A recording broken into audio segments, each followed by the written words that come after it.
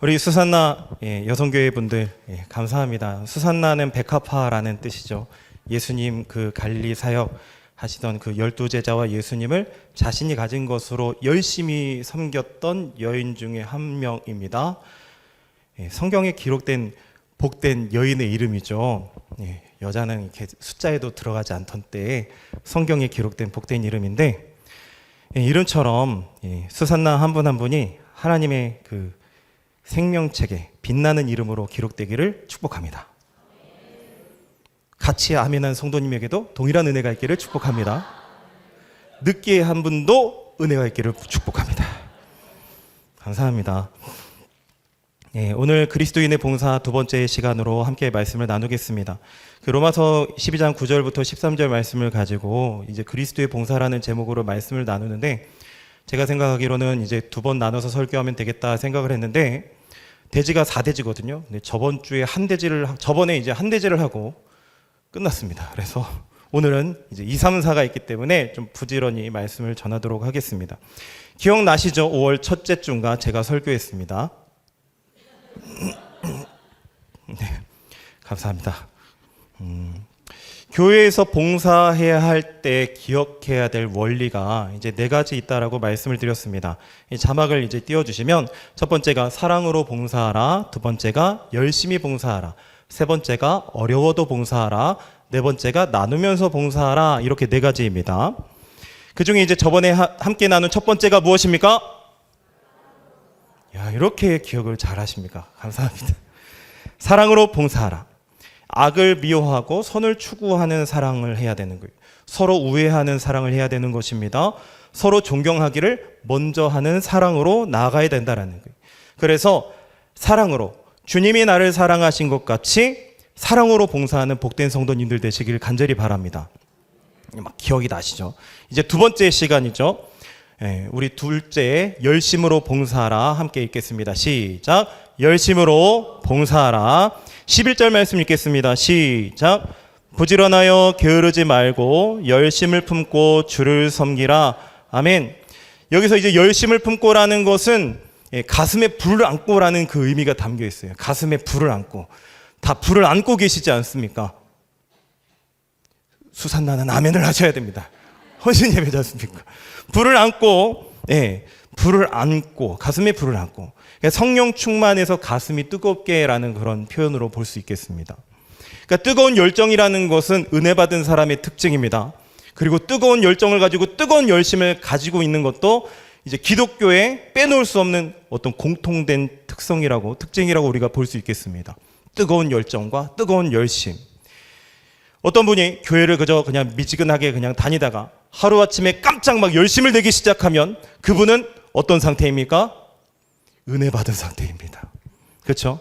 내 남편을 볼 때, 내 아내를 볼 때, 내 자녀들을 볼 때 그런 상황이 보여진다.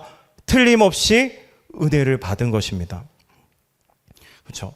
근데 열심히 식어지게 되면 그 사람은 은혜에서 떨어져 나가고 있는 사람인 것입니다. 그만큼 우리의 기독교 신앙에 열심을 빼놓을 수가 없는 것이죠. 열심을 빼버리면 우리의 신앙은 이제 설 자리가 없는 것입니다. 교회 나오는 것도 열심을 가져야 나오는 거죠. 열심이 없으면 교회가 아무리 건물이 크고 아름다워도 죽어버리는 교회가 되는 것입니다. 그만큼 중요한 거예요. 그래서 우리 주님은 미지근한 것을 싫어하십니다. 우리 요한계시록 3장 15절 16절 함께 읽어보겠습니다. 시작. 내가 내 행위를 아노니 내가 차지도 아니하고 뜨겁지도 아니하도다. 내가 차든지 뜨겁든지 하기를 원하노라. 내가 이같이 미지근하여 뜨겁지도 아니하고 차지도 아니하니 내 입에서 너를 토하여 버리리라. 아멘. 이 말씀은 열심을 내기를 원한다라는 말씀입니다. 열심. 미지근한 사람아, 내가 너를 토해내겠다.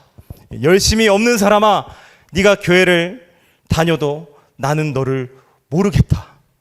열심이 없는 사람아, 네가 아무리 기도해도 안 들린다. 열심이 없는 사람아, 내가 아무리 찬송을 아름답게 불러도 나는 그 찬송 마음에 들지 않는다라는 말씀입니다. 그리고 내 입에서 너를 토하여 내시리라. 정말 열심 없는 것을 얼마나 싫어하시는지 보여주는 충격적인 말씀 아닙니까? 그런데 안타깝게도 기독교 역사를 보면 자기 스스로는 열심을 갖지 못하면서도 열심으로 주를 섬기려 하고 교회 안에서 열심히 형제를 향해서 봉사하려는 그런 성도들을 향해서 손가락질하는 경우들이 꽤 많았습니다.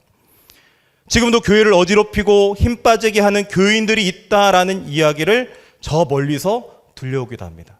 우리 교회 이야기가 아니라 저 멀리서 들려오는 거예요. 어떤 모습들입니까? 다른 사람의 열심을 유별나다고 수군수군 하는 거예요. 다른 사람의 열심을 칭찬하기보다 어떻게든 실수를 들춰가지고 야, 내가 했던 것보다 못하네 이렇게 깎아내리거나 아니면 들춰서 부끄럽게 만들고자 하는 거예요.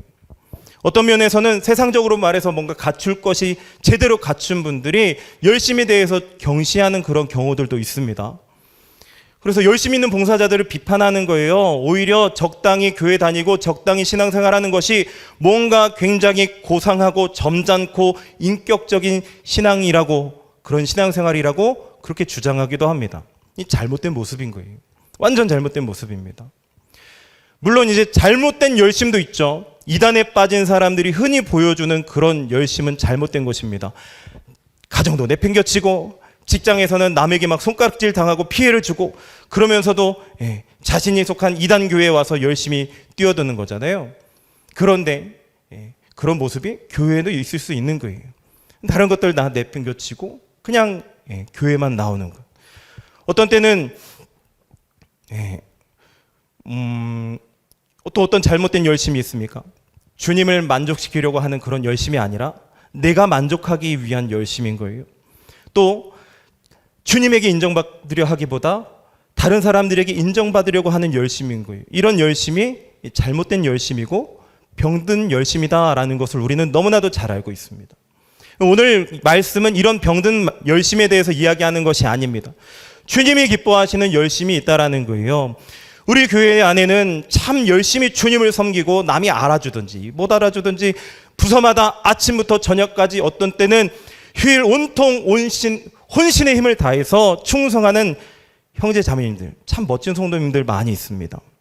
이런 성도님들이 우리 수원영락교회의 자랑인 줄로 믿습니다. 교회에 교인이 수천 명, 수만 명 모이는 것이 자랑이 아닌 것입니다. 교회 안에 정말 주님을 사랑하고 형제를 사랑하는 그 뜨거운 열정을 가지고 열심히 봉사하는 성도님들이 많은 것이, 이것이 교회의 복이고 은혜인 줄로 믿습니다.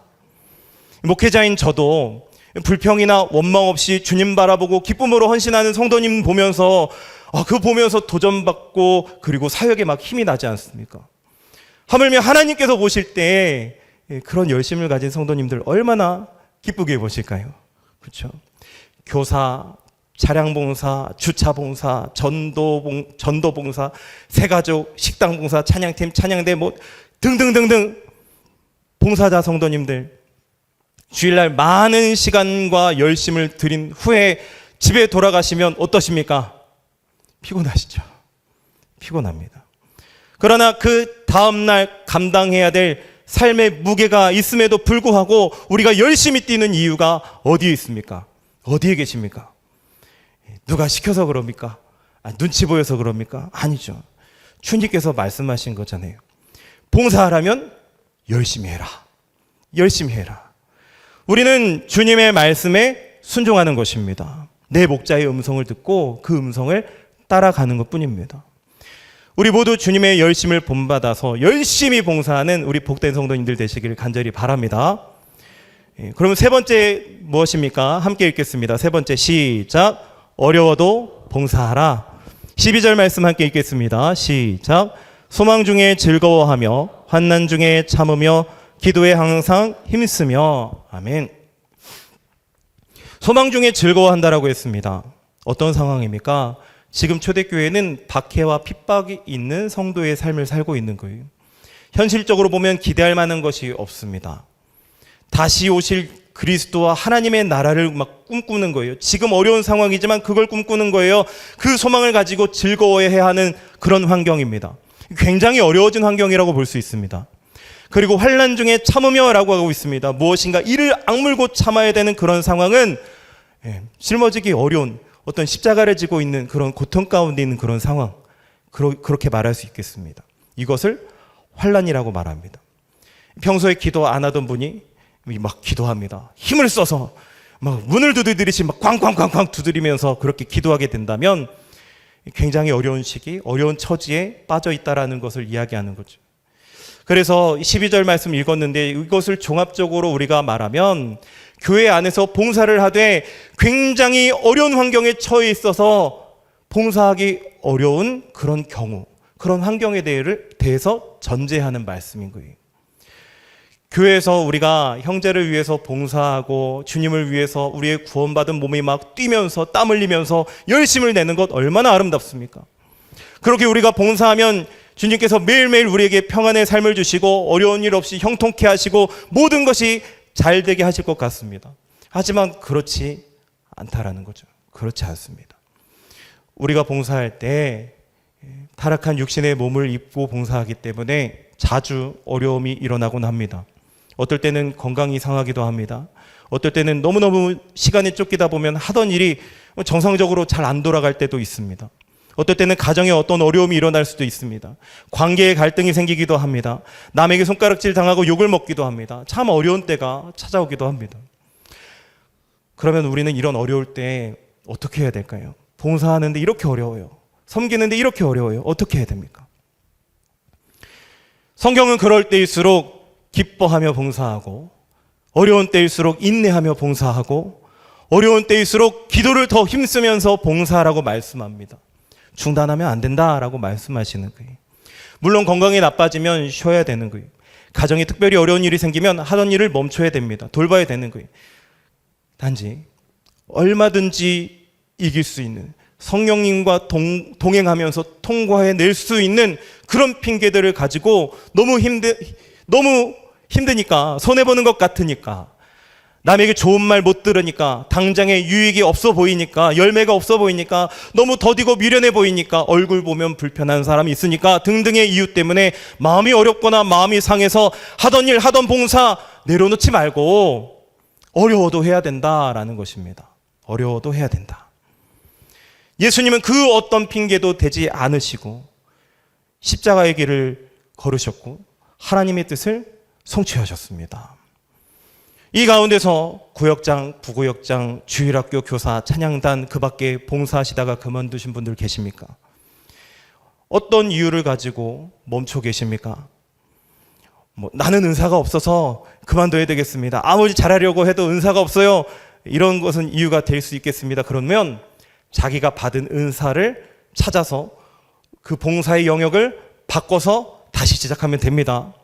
그런데 은사도 있고 여러 가지 있는데 주님 앞에 내놓을 만한 핑계가 되지 못하는 여러 가지 이유와 환경들로 내놓지 못할 핑계가 되지 못하는 것들로 봉사의 자리에 계시지 못하는 분들은 오늘 오후 예배 이후에 다시 출발하시기를, 다시 시작하시기를, 우리 초등부의 교사도 더 왔으면 좋겠고, 팔이 안 오르고 보서 그래요. 2부 찬양팀에 싱어도 한 2명 더 섰으면 좋겠는데, 방송실에도 사람이 모자르고, 그 밖에 제가 교육부서니까 교육부서 교사도 모자르고, 전도부의 전도부 대원들도 모자르고, 많이 모자랍니다. 다시 시작하시기를 주님의 이름으로 축원합니다. 그리고 이런 봉사에 미처 동참하지 못하고 계신 분들이 계십니다. 곰곰이 생각하시고 내가 앞으로 이렇게 쭉 지금처럼 교회 신앙생활 할 것인가 생각해 보시길 바랍니다.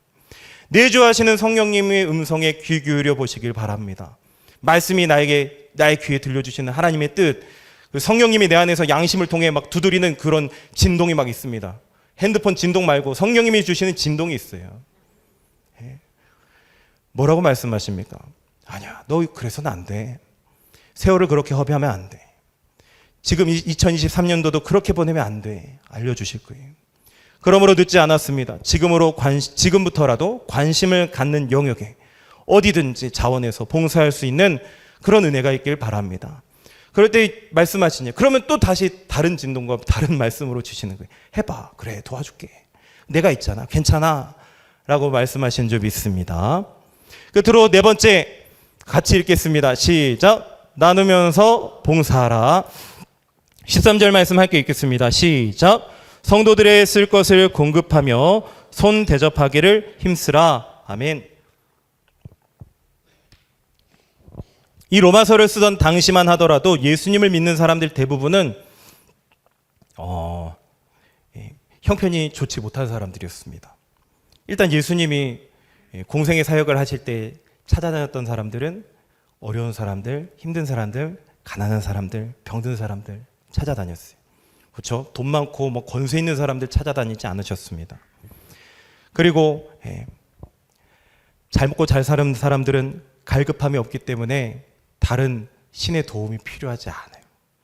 그리고 자신이 섬기고 있던 우상들, 나를 잘 먹고 잘 살게 하던 그런 우상들이 있기 때문에 굳이 예수님이 필요하지 않은 것입니다.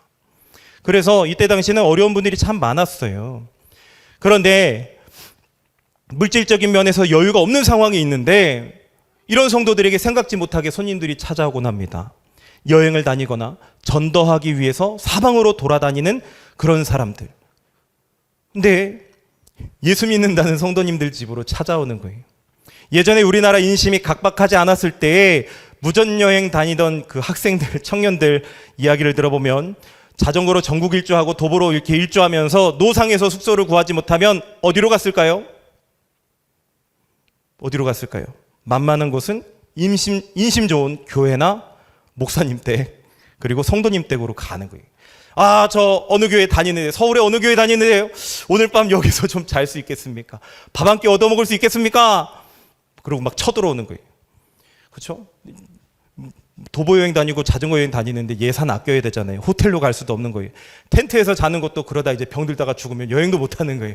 체력을 아끼기 위해서 그때 당시 예전이면 뭐 목욕탕에 24시간 사우나가 이런 게 어디 있습니까? 찾아다녀야 되잖아요. 그런데 여유가 없으니까 예수님 믿는 사람들을 찾아다니는 수밖에 없는 거예요. 로마서 배경의 초대교회 당시도 역시 마찬가지인 거예요. 여행을 다니거나 전도하기 위해서 사방으로 돌아다니는 사람들도 마찬가지인 거예요. 전부 예수 믿는다고 찾아오는 거예요. 그렇다면 그 당시에 넉넉하지도 못한 초대교인들이 손님 대접하는 게 얼마나 어려운 일이겠습니까? 아마 시험 받고 뒤로 넘어진 사람들도 참 많을지도 몰라요. 굉장히 어려운 문제입니다. 자기가 먹던 것들을 나눠야 되는 거예요. 잠자리도 챙겨줘야 되는 거예요. 집이 좁으면 같이 자야 되는 겁니다. 이것도 한두 번이 아니고 사흘이 멀다 하고 사람들이 찾아오는, 성령 충만한 사람들이 늘어나니까 전도하는 사람들도 늘어나고 그러다 보니까 찾아오는 사람들도 늘어나는 거예요. 이런 어려운 상황 가운데서도 진짜 진심으로 형제를 위한다면, 정말 주님을 위한다면 찡그리지 말고 자기 가진 것을 나누어서 봉사하라 라는 말씀입니다. 요즘은 교회 다닌다고 무조건 찾아가서 패기치는 그런 분들은 없는 것 같습니다. 그런데 원칙은 마찬가지다라는 거예요. 원칙은 마찬가지다. 지금도 우리가 정말 교회 안에서 형제를 위해서 봉사한다고 한다면 내가 가진 것을 나누면서 해야 된다라는 것입니다. 교회 재정 있고 헌금이 있는데 그거 다 쓰면 되죠. 그게 아니라, 물론 성도님들이 주신 헌금으로 교회도 운영되지만 내가 가진 것이 흘러가는 게 그게 더 아름답고 하나님 보시기에 기뻐하시는 거예요. 그렇죠? 겸해서 더하면 풍성해지지 않습니까? 그래서 그런 부분에 도전을 주는 우리 성도님들이 주변에 너무나도 많아요. 저는 진짜 우리 교회 와서 깜짝 놀랐습니다. 하나님 부서 안에 허락된 것 외에 자신의 것으로 더 어떻게 섬기고자 하는 것들. 그렇죠? 배고프시겠네요. 성도님 배고프시네요. 오늘 집에 가서 맛있는 거 사드십시오. 날씨가 참 덥네요. 집에 가시면 선풍기를 틀든지 에어컨을 좀 틀면서 시원하게 계십시오. 얼굴이 이렇게 어두우십니까? 건강식품이 요즘 얼마나 많은데 좀 사드세요. 빚 좋은 개살구 아닙니까? 말로만 얼마든지 할 수 있잖아요. 참 감사한 것은 방금도 말씀드렸지만 우리 교회는 나누면서 봉사하는 분들이 참 많다라는 거예요. 형편이 좋고 나쁨을 떠나서 하나님을 기쁘시게 하고자 자기가 가진 것을 기꺼이 흘려보내는 분들, 귀감이 되고 도전이 되는 분들이 참 많습니다. 오늘만 해도 담임 목사님께서 예배 때마다 전해주신 선교의 열매들을 우리가 들었지 않습니까? 그렇죠? 우리 교회는 참 좋은 교회예요. 우리 교회는 참 멋진 교회인, 자부심을 가지시길 바랍니다. 네, 나는 하지 않고 다른 사람 한 거면 내가 자부심 가져가면 그것도 문제가 있지 않은가 싶어요. 나한테 있는 것을 꽉 쥐고 내놓지 않으면서 사랑을 어떻게 이야기할 수 있겠습니까? 남을 섬겨야 한다는 말을 어떻게 할 수 있겠습니까? 교회 안에서 나눔의 봉사가 있어야 세상에서 소금과 빛의 역할을 감당할 수 있는 줄로 믿습니다. 성도 여러분, 우리는 이 땅에서, 이 세상에서 천국을 소망하면서 삽니다. 그렇죠? 마지막 때에 누구를 모십니까? 신랑 대신 예수님 오시면 우리가 받게 될 칭찬이 있고 우리가 누리게 될 영생이 있습니다. 우리는 그것을 소망하면서 사는 거예요. 로마 시대 때 초대교회든 지금의 시대를 사는 우리든 그 소망은 변하지 않는 거예요. 그런데 이 세상에서 우리가 하나님의 나라를 하나님 나라를 위해서 열심히 수고하면 그 수고가 결코 헛되지 않다라는 게 이게 우리에게 주어진 은혜인 줄로 믿습니다. 우리의 나눔은, 내가 흘려보내는 재정은 결코 헛된 게 아니다라는 거예요. 모르는 사람들, 이런 기쁨을 모르고 은혜를 모르고 하나님 모르는 사람들은 야, 교회에 돈 갖다 바치네. 야, 저렇게 미련하게 사네. 재테크 해야지. 주식 해야지. 코인 해야지. 집 사야지. 땅 사야지. 그렇게 이야기하지만 천국을 사는 사람은, 교회 다니는 사람은 어떤 마음입니까? 집 팔고 땅 팔고 냉장고 팔아 기어이 그 밭을 사는 거예요. 그렇죠? 기어이 그 밭을 사는 것입니다. 우리의 왕이신 하나님께서는 백성의 수고를 가볍게 여기시는 분이 아닙니다. 완벽한 통치자세요. 그렇죠? 분명히 보고 계시고 기억하시고 기뻐하시면서 하늘의 상급을 준비하시는 줄 믿습니다. 그러므로 이 땅에서 우리는 이웃에게 열심히 나누고 봉사해야 되는 줄로 믿습니다. 우리 수산나 분들 가셔가지고 열심히 봉사하셨잖아요. 이것이 영상의 합성이 아니다라는 것을 알려주기 위해서 음악도 없이 그냥 생 라이브 소리가 들리지 않았습니까? 또각또각 막 써는 소리가 막 들리고, 우리는 그리고 싸우지 않았다, 우리는 평화롭게 했다라는 걸 알려주기 위해서 다 조용히 이렇게 하시지 않았습니까? 불평불만 없이. 그렇죠? 그렇게 열심히 나누고 봉사해야 됩니다. 하나님께서는 나누면서 봉사함으로 교회의 덕을 세우고 믿지 않는 이웃들에게 복음의 빛을 비추는 성도들을 천국에서 영원히 빛나는 존재로 만드십니다. 제가 이상한 말 하는 게 아닙니다. 다니엘서 12장 3절 말씀 같이 읽어보겠습니다. 시작.